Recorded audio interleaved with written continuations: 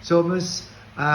Jerry Rabanal, maugmahon ako dito na lumpungan kita. For 70 years ka na pala, Padi, ano?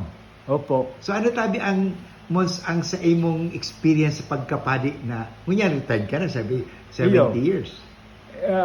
Para sa kuya, danay na pagpasalamat sa mahal ng Diyos. Iyo. Na, minsan kami, mga padi, mga tao, Iyo. para kasala, Iyo. ipinaniwala sa buya, kan mahal ng Diyos. Iyo. Susayang lawas. Tama. This is my body. Yes. Oh, this is my blood shed for all of you. Kaya kami, ginamit na kami kan mahal ng Diyos. Ini makaabot sa indugabos. Iyo. Tan, dudulmanan tabako mandigdi. Iyo. Iduman kita sa langit, Iyo. sa rabatan. Iyon yung katuyuhan ni Iso-Kristo na namunda isang tao. Iyo.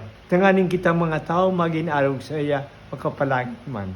So, bridge builder. Bridge builder, oo. Ah. Oo. Yeah. Ah. Magayon, pagpadi, pasalamat sa mga na Diyos na sa laog nin 95 anyos. 95 years old ka na. Oo. 70 taon na pagkapadi.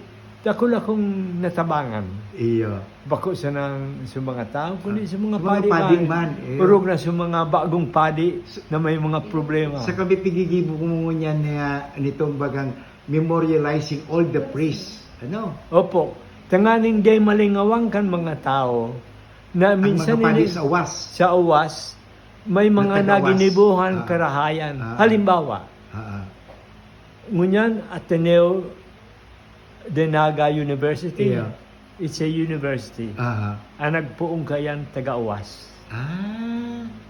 Father Luis de Marumba.